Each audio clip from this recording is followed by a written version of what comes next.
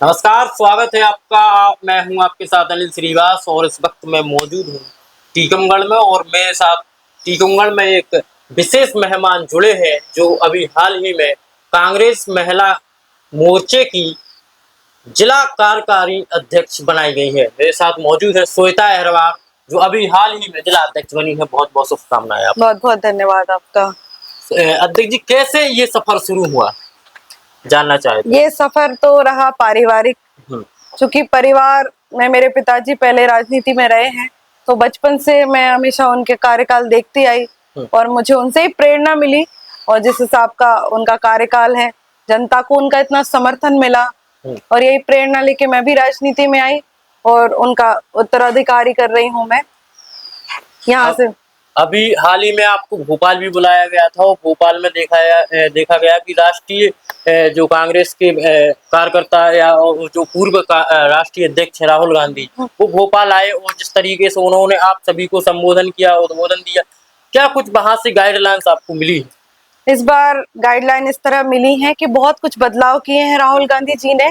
जो सृजन संगठन जो अभी आयोजन उन्होंने किया है, इसमें जिलाध्यक्षों को बहुत सारे दायित्व दिए हैं जो पहले नहीं थे जिलाध्यक्षों के पास। उनका कहना है कि लोकसभा हो या विधानसभा हो, उसमें अब जिला अध्यक्ष की मर्जी से ही प्रत्याशी चुने जाएंगे। और जिस प्रकार पहले कार्यशैली इस प्रकार नहीं थी जिलाध्यक्षों की, उनकी इतनी अहम ज्यादा भूमिका नहीं थी, अब उनकी भूमिका बढ़ा दी गई है, उनके दायित्व बढ़ा दिए गए हैं। तो इस तरह नए जो सृजन संगठन के हिसाब से अब आगे की हम कार्यनीति बना रहे हैं, उसी हिसाब से काम करेंगे। जैसे ही आपका एक ट्वीट हम सभी ने देखा कि आपको जिला अध्यक्ष बनाया गया है, उसके बाद आपने दोबारा फिर ट्वीट करके एक जानकारी भी दी है कि मैं जिला अध्यक्ष बन गई हूँ और जो महिलाएं अब कांग्रेस में जुड़ना चाहती हैं तो मेरे से आप कोई भी कार्यकर्ता से संपर्क कर सकती हैं। महिलाओं के लिए आप आगे आ रही हैं और क्या कुछ विशेष तैयारी है कि जो जिले की महिलाएं हैं जो राजनीतिक क्षेत्र में रुचि रखती हैं, उनके लिए आप क्या क्या कर सकते हैं? देखिए, अभी तक बहुत लोग पार्टी में आना चाहते हैं लेकिन उनके पास एक प्लेटफॉर्म नहीं था, क्योंकि कोई भी नेता इस तरह खुल के नहीं बोलता कि आप आइए। मैं सामाजिक रूप से कहती हूँ कि आप मेरे पास आइए, आपको किसी के सहारे की जरूरत नहीं है। और कांग्रेस से जुड़ने का महिलाओं का रुझान इस प्रकार भी बढ़ रहा है क्योंकि चूंकि हम विपक्ष में बैठे हुए हैं, भारतीय जनता पार्टी के आए दिन ऐसी चीजें सामने आ रही हैं कि जितने भी महिलाओं के खिलाफ कृत्य हो रहे हैं उसमें दोषी भारतीय जनता पार्टी के नेता हो रहे हैं, चाहे वो विधायक हो, सांसदगण हो, मंत्रीगण हो। तो इस प्रकार से सभी का रुझान कांग्रेस की तरफ बढ़ रहा है और महिलाएं हमारी पार्टी के साथ ज्यादा सुरक्षित और महसूस कर रही हैं। अच्छा, बीते विधानसभा चुनाव में हमने देखा कि आपने उसमें भी टिकट मांगा था। आगे की क्या रणनीति है कि इसी जो जिम्मेदारी आपको मिली है इसी पे कायम रहना है कि इसके साथ साथ जो अभी विधानसभा चुनाव अगले साल जो आगे बीते साल होंगे तो उनमें क्या आप फिर से आप टिकट की मांग करेंगे? जी बिल्कुल करूंगी। टिकट मांगना देखिए हर कार्यकर्ता का अधिकार होता है। जब हम पार्टी के लिए काम करते हैं और पूरी निष्ठा भाव से काम करते हैं तो टिकट मांगने का अधिकार हम सबको रहता है। और चूंकि मैं हमेशा ये बात कहती हूँ कि हमारा कांग्रेस से भावनात्मक रिश्ता जुड़ा हुआ है, हम उसको राजनीतिक नहीं मानते। क्योंकि मैंने बचपन से, मैं हर इंटरव्यू में कहती हूँ कि मैंने ABCD बाद में पढ़ी, पहले कांग्रेस का झंडा जन्म लेते से देखा। मेरे पिताजी ने 35 साल कांग्रेस को दिए हैं और अब मैं भी दे रही हूँ 5 सालों से। तो जब इतने साल की मेहनत हम अपनी पार्टी को, संगठन को मजबूत करने में लगा रहे हैं तो टिकट मांगने का अधिकार बिल्कुल हमारा बनता है। हमारी कार्यशैली भी इस प्रकार की है कि हम टिकट मांग सकते हैं। अच्छा, आपने पिताजी की बात कही है तो पिताजी का एक जिक्र सामने आ रहा है जो आपने मुझे पहले बताया था कि पिताजी को एक समय पे जेल जाना पड़ा था। क्या वो पूरा वाकया था? देखिए, वो भी एक राजनीतिक षड्यंत्र के तौर पर ये घटना हुई थी। चुनावी समय था और पहले आज से 20-25 साल पहले इतनी एडवांस टेक्नोलॉजी नहीं थी। पहले तो बैलेट पेपर से ही वोटिंग होती थी, EVM का भी जमाना नहीं था।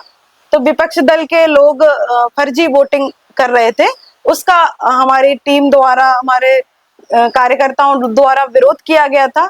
उसी के षड्यंत्र के द्वारा मेरे पिताजी को फंसाया गया था। चूंकि वो एक उभरता हुआ सितारा थे उस समय के और लोगों को पता था कि आगे जाएंगे तो शायद बहुत आगे पहुंच जाएंगे। और कहीं ना कहीं मैं ये भी कहूंगी कि जातिवाद बीच में आज भी आता है, कहीं ना कहीं हमको पीछे खींच लिया जाता है।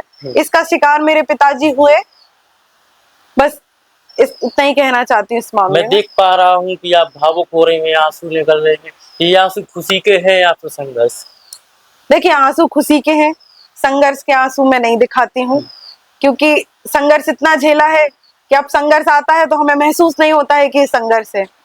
जिसका बचपन इतना संघर्ष में बीता हो, कहते ना जितना तपता है लोहा उतना ही मजबूत होता है, तो वही स्थिति आज हमारे साथ भी है।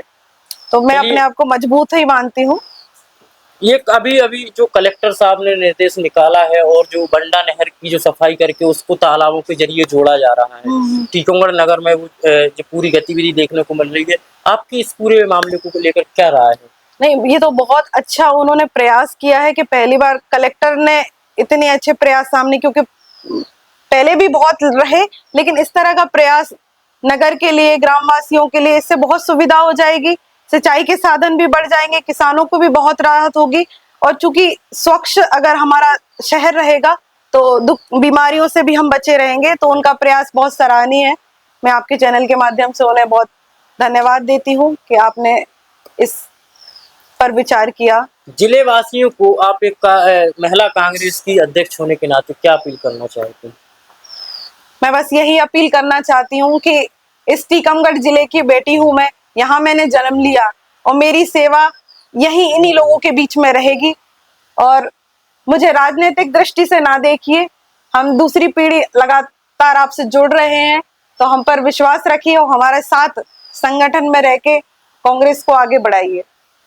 ये थी हमारे साथ कांग्रेस महिला की कार्यकारी जिलाध्यक्ष, जिन्होंने बताया कि कैसे उनका जो राजनीतिक सफर है वो कैसे शुरुआत हुई, कहाँ से शुरुआत हुई और आगे जो राजनीतिक क्षेत्र होने वाला है वो कैसा होने वाला है।